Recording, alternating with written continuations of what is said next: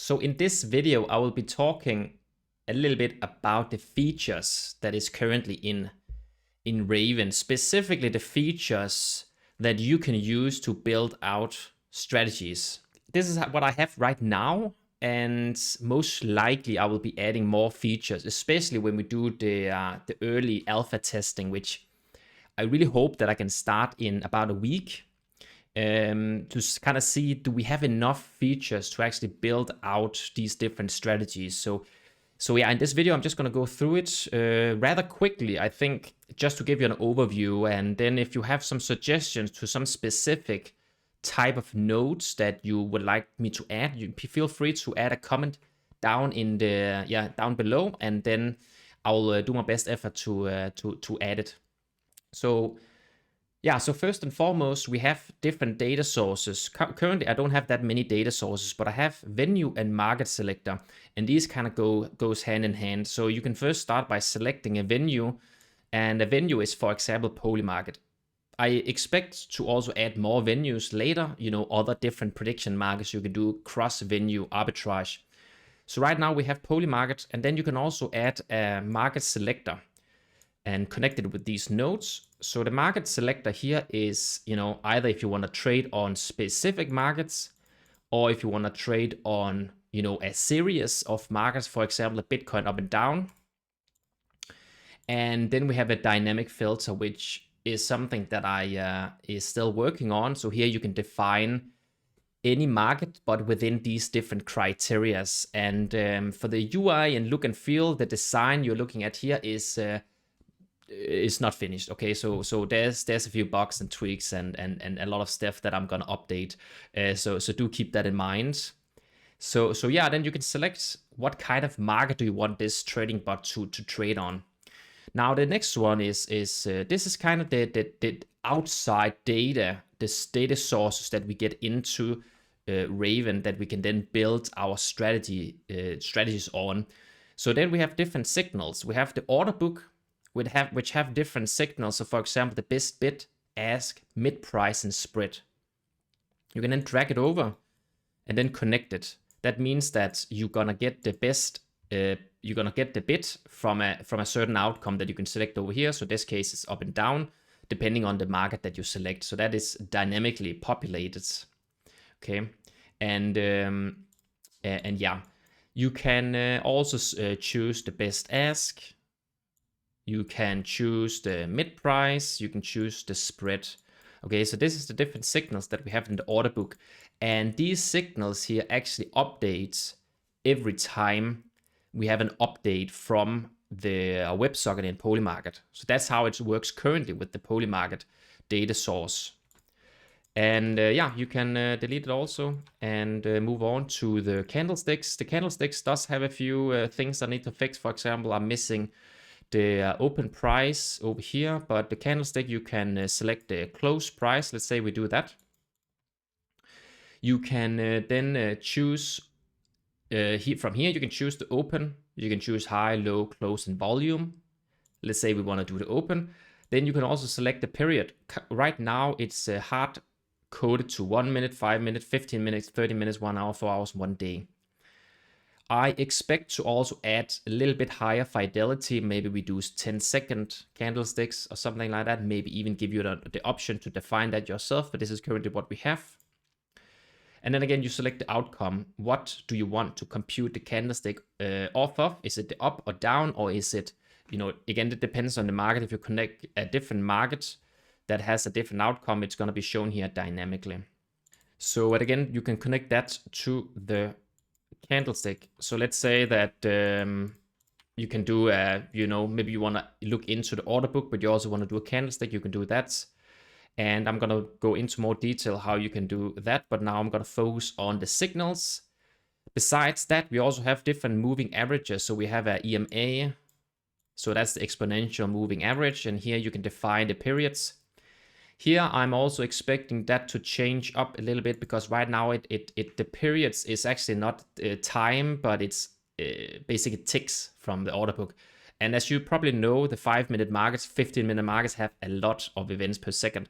So, and I think that's probably not what is logic. Like normally we would do this based on time, for example, the past, 14 seconds, 14 minutes. So I expect this to change, but this is currently what works now. So we just do it in periods. We have an SMA, so that's the simple moving average. And we have the volume weighted average price, which is also defined on the periods, and you can select the outcome. Yeah, so that is different kind of moving averages that you can construct strategies based off of. And then we have some market data. So that's the tick size that we can also do some trading about. And then we have a position monitoring, which is not implemented yet. So I'm going to skip that. And then we have an order monitoring. Okay, so that's the pending orders, which is going to be relevant. I'm going to show you how to use that. So that's all different kinds of signals. And that's currently what we have now in Ravn. But then you can select whatever signals that you want. Then the idea here is that now you can create different conditions. So we have the condition nodes, and currently what we have is we have a threshold. So this is if you want to compare a signal with, a static value. So let's say that I want to do something about the ask price when it is, let's say, greater than or equal to, 0.5, or we can do, let's say, 0.7. We can do that. You can also do a compare. So let's say that I want to compare the ask price with the candlestick. I can connect these to the compare node, and then it's going to return true or false. So these nodes will, in most cases, always return true or false, and then you can do some actions based off of that.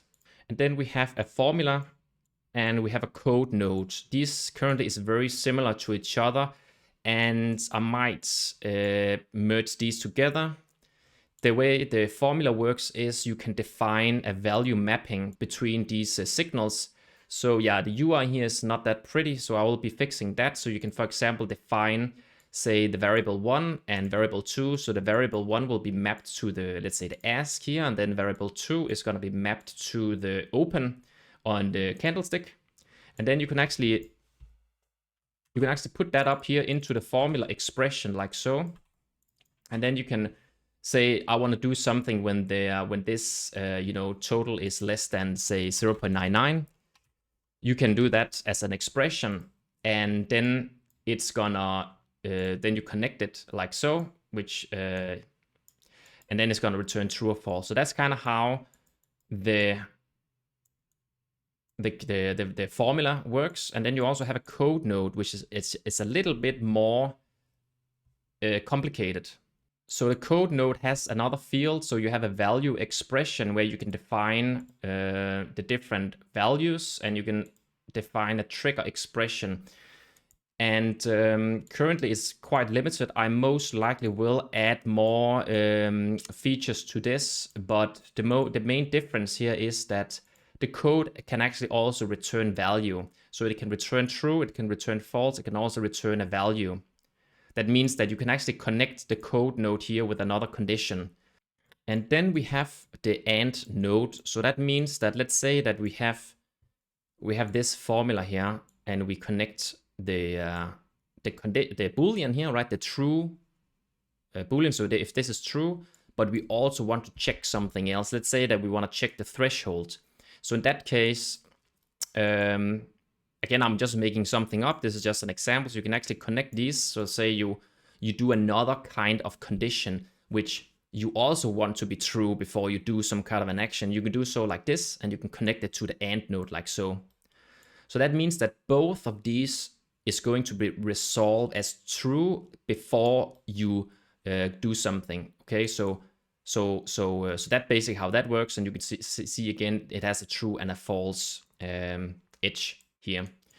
Then we have an OR, which kind of works similar. So if you can do, so maybe you want one of these to resolve to true. Let's say you want this one to be true, or you want this one to be true. So when you have computed your conditions, you can then do an action. For example, you could do a buy action. So if this one is true, you can connect it to a buy node here, and you can set different metrics, such as you can do, for example, a stop loss.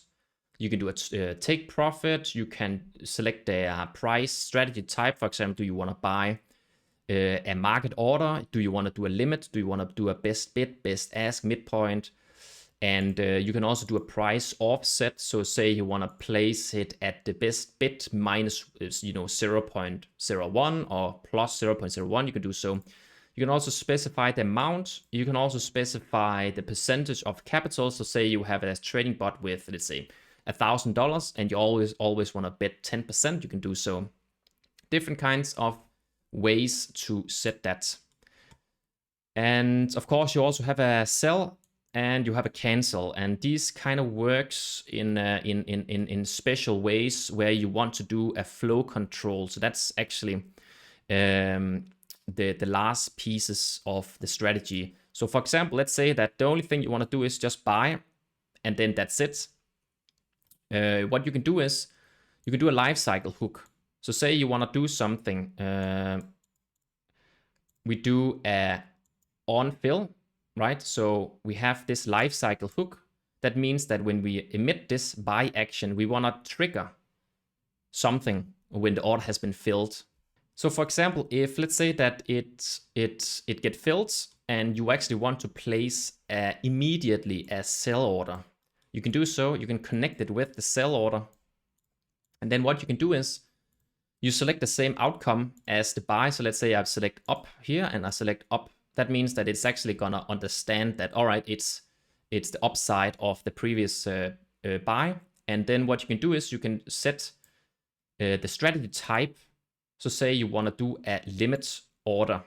We can do, for example, the best ask, but I also want to make a little bit of money. So I could do a price offset of, say, 0.1.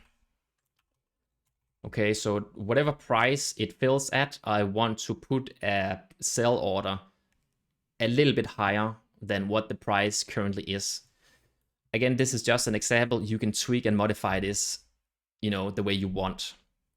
So the lifecycle hook then just does something based off of the action. You have other parameters, for example, other triggers. For example, what's going to happen if the order is canceled? What is going to happen if it's rejected? What's going to happen if it's failed? And a timeout. So you have all these different actions, and you can connect those to different actions. For example, let's say that it's canceled. All right, you want to do another buy. Try do another buy, and then you can do another life cycle hook. And yeah, I mean, it can get a little bit complicated, and that's kind of the whole idea behind it. Very fast iteration with these strategies, okay? And yeah, and then we also have the repeat. We also have the repeat flow control. So say you want to buy something, you can connect it with the repeat. And currently the way it works is, say you want to trigger a buy, and you want to do that again, like you want the strategy to actually look again for opportunities after this buy order has filled or closed, you can do so. So for example, here I can set it the completion mode as position closed. So that means that after this position has been closed, then we can actually run the strategy again, or we can do it on fields. So yeah, that's kind of the overall grasp of currently what you can do in Ravn here. And I'm still working on different features, but I'm gonna try keep it very basic for now, and just get it ready for MVP.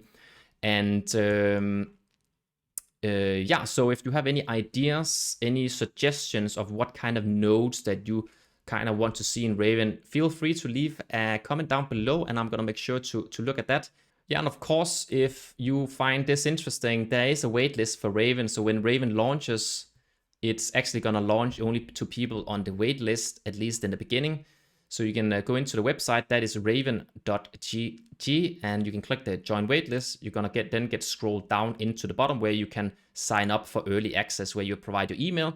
And then when we are ready to launch it in early access, I will make sure to send you a email if you are one of the lucky ones. So with that said, see you at the next video. Bye.